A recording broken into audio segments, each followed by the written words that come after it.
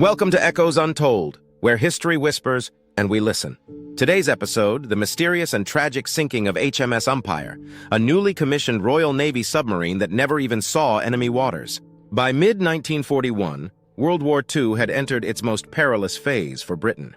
The Battle of the Atlantic raged on as German U-boats prowled shipping lanes, strangling supply routes vital to the survival of the British Isles. Submarines had become central to naval warfare.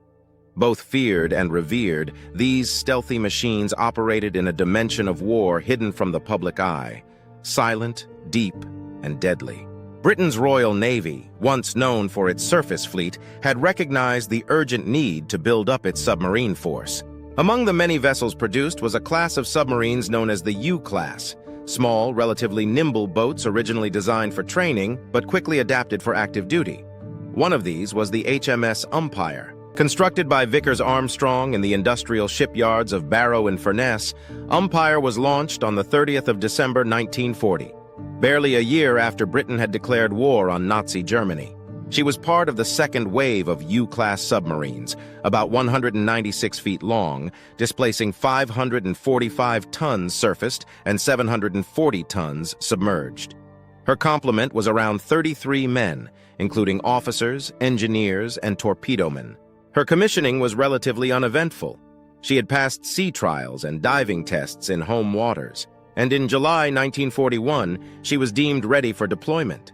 Her first destination, the River Clyde in western Scotland, to join the 3rd Submarine Flotilla, the Royal Navy's North Sea Operations Force. But to get there, Umpire had to sail from the Medway Naval Base in Kent, up the east coast of Britain, through waters thick with shipping, mines, and friendly vessels operating in blackout conditions. The route was perilous, even without enemy presence. The east coast of England was a heavily trafficked war zone. Merchant ships traveled in convoys under constant threat of air and submarine attacks.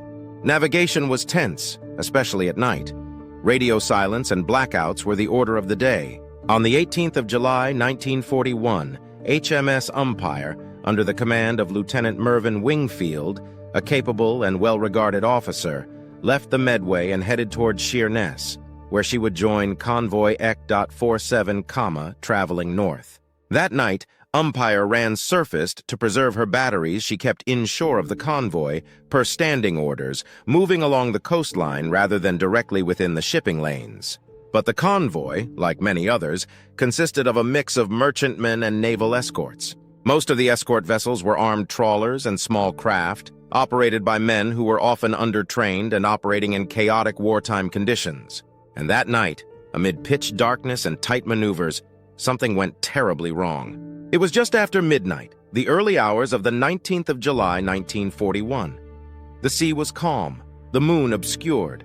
Not a single ship showed a light. Suddenly, from the shadows emerged the armed trawler Peter Hendriks, part of the convoy's escort detail.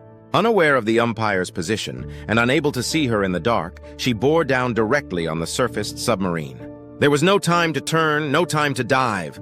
The trawler collided with Umpire on her starboard side, ripping open her hull near the control room. Water surged in instantly. The lights failed. The power died. Chaos erupted. Within 30 seconds, Umpire began to list. Within a minute, she sank, bow first, into the murky depths of the North Sea. Rescue ships arrived within hours and began recovery operations. The survivors were pulled from the water, freezing but alive. An inquiry into the accident followed. No one was blamed, per se. Wartime conditions were chaotic. There were no reliable night visibility measures. Communications between submarines and convoy escorts were minimal at best. The Peter Hendriks had no way of knowing a friendly submarine was nearby. Still, changes were made. The Royal Navy revised navigation procedures for submarines operating with convoys, and training on escape drills using the Davis gear was ramped up.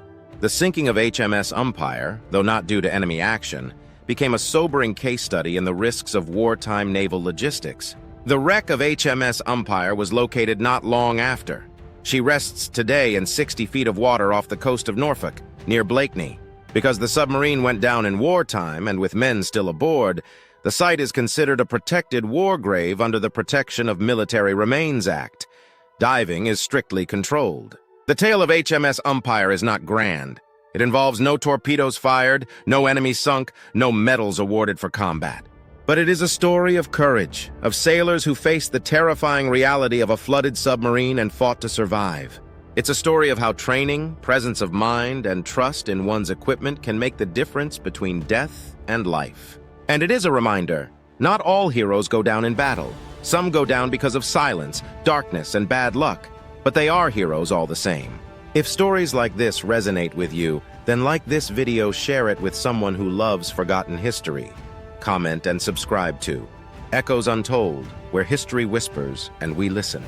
Fact-check note: all historical details in this episode were researched from multiple primary and secondary sources, including official records from the Royal Navy Submarine Museum U-boat.net, quote, S comprehensive entry on HMS Umpire, N82, Submariner by Commander Mervyn Wingfield, 1969, naval-history.net convoy records, specifically EC.47 technical documentation on the Davis Submerged Escape Apparatus, parliamentary records on war grave protection, UK Protection of Military Remains Act, 1986.